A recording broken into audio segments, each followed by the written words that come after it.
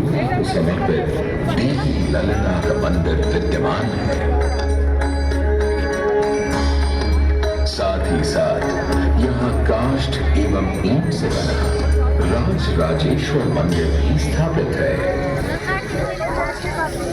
भगवान शिव को समर्पित काशी में यह मंदिर नेपाल के पशुपति मंदिर का प्रतीक रूप है।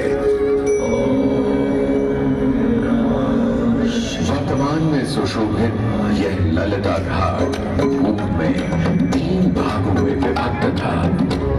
दक्षिण दिशा की ओर से चले तो नेपाली घाट, ललिता घाट एवं राज राजेश्वरी घाट। इनका उल्लेख सन 1930 में मोती चंद्र जी ने किया था, जहां नेपाली घाट एवं ललिता घाट के पक्के निर्माण का श्रेय नेपाल के महाराजा बहादुर शाह को जाता है, तो वहीं राज राजेश्वरी घाट के निर्माण का श्रेय सिद्धगिरी जी को जाता है। कालांतर में नेपाली एवं राज राजेश्वरी घाट ललिता घाट में ही समाहित हो गए। ऐसी मान्यता है कि अश्विन मास की कृष्णा तृतीया के दिन ललिता तीर्थ में स्नान कर देवी के दर्शन करने से श्रद्धालुओं की सभी मनोकामनाएं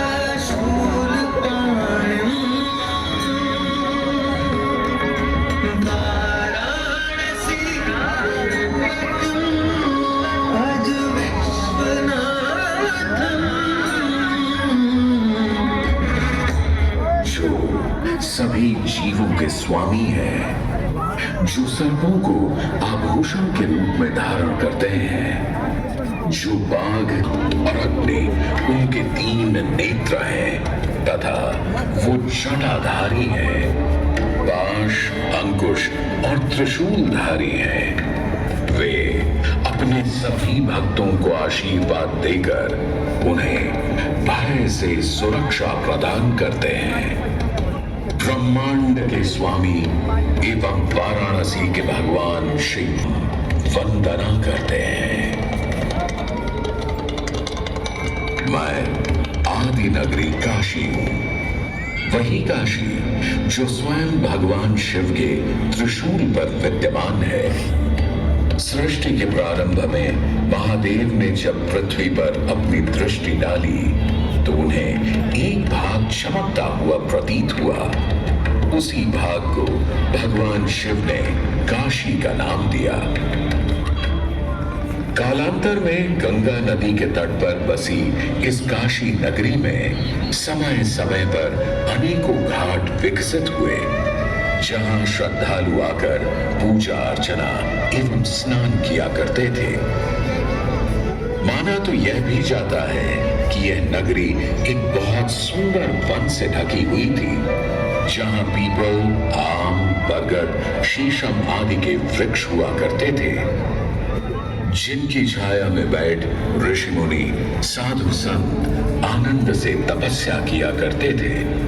इसलिए इस जगह का उल्लेख आनंद वन के नाम से भी किया गया है। जितनी पुरानी काशी नगरी है, उतना ही पुराना यहाँ का काशी विश्वनाथ मंदिर भी है।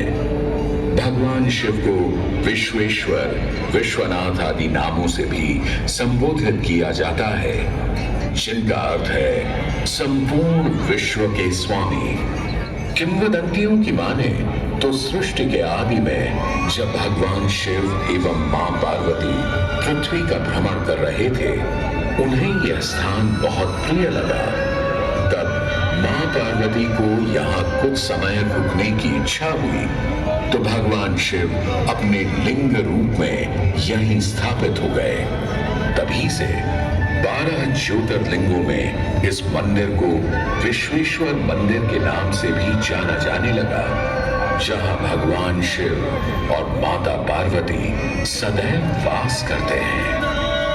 सदियों से इस पवित्र नगरी ने अनेक ऋषि मुनियों, तपस्वियों, धर्म गुरुओं आदि को अपनी ओर आकर्षित किया है। आदि शंकराचार्य एवं मंडन मिश्र ने इसी मंदिर के प्रांगण में बहुत समय व्यतीत किया। समय बदला, दौर बदला। भारत के स्वर्णिम काल पर विदेशी आक्रांताओं की नजर पड़ी, जिसे वे लूटने एवं सनातन संस्कृति को नष्ट करने के उद्देश्य से यहाँ आए। जब प्रथम बार गौरी ने आक्रमण किया, तब पृथ्वीराज चौहान ने उसे बुरी तरह पराजित किया था। अंत में उसने क्षमा मांगी और वचन दिया कि ऐसी गलती दोबारा कभी नहीं होगी। अतः पृथ्वीराज चौहान ने उसे छोड़ दिया। संभवतः यह एक दुर्भाग्यपूर्ण निर्णय था, क्योंकि अंततः गौरी ने पृथ्वीराज चौहान को धोखे से हराया। तत्पश्चात उनके साथ बहुत बुरा व्यवहार किया तथा उनकी दोनों आंखें भी निकाल दी। पृथ्वीराज की मृत्यु के उपरांत हिंदुओं का मनोबल कमजोर पड़ गया, जिसके परिणाम स्वरूप आतताइयों ने अन्य मंदिरों के साथ साथ विश्वनाथ मंदिर को भी क्षति पहुंचाई। यह ऐसा काला दौर था जिसके स्मरण करने मात्र से आंखें नम पड़ जाती हैं। परंतु समय सदा एक सा नहीं रहता और दुख के ये बादल भी सुख में बदलने वाले थे। एक धार्मिक सम्मेलन में राजा टोडरमल की भेंट नारायण भट्ट से हुई। नारायण भट्ट एक बहुत धनी व्यक्ति थे। दोनों ही धार्मिक इंसान थे और नित्य प्रति भगवान की पूजा अर्चना करना अपना परम कर्तव्य समझते थे। दोनों ने काशी विश्वनाथ के इस पावन मंदिर का जीर्णोद्धार करवाया और वीरान पड़े खंडहरों में एक नई जान डाल दी। 16वीं सदी में संत तुलसीदास ने यहाँ रामचरितमानस की चौपाइयों को पढ़ा था तथा संत एकनाथ ने भी यहीं पर वारकरी संप्रदाय का महान ग्रंथ श्री एकनाथी भागवत लिखकर पूरा किया था। लगभग 7वीं शताब्दी के मध्य में मराठा शासक मल्हार राव होलकर ने काशी विश्वनाथ मंदिर के पुनर्निर्माण की योजना बनाई। ये कार्य वे तो नहीं कर पाए, परंतु उनकी पुत्रवधू अहिल्याबाई होलकर जी ने इसे सन 1776 से 1778 के बीच पूरा किया। वर्तमान काशी विश्वनाथ मंदिर निर्माण का श्रेय अहिल्याबाई होलकर जी को ही जाता है।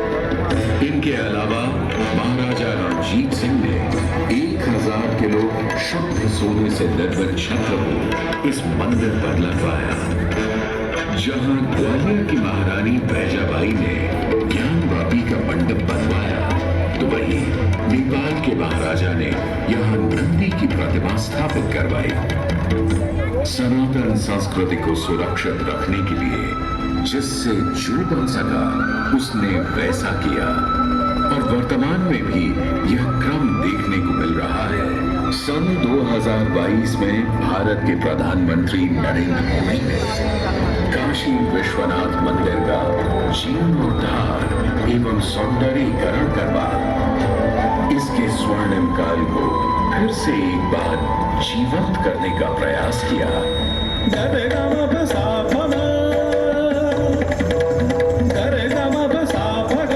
भगवान शिव को समर्पित काशी विश्वनाथ का यह पावन मंदिर सदियों से करोड़ों श्रद्धालुओं का प्रेरणा स्रोत रहा है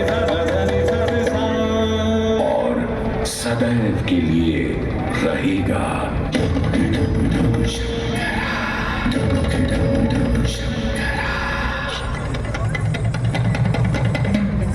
टम टम टम रुका दे भोलेनाथ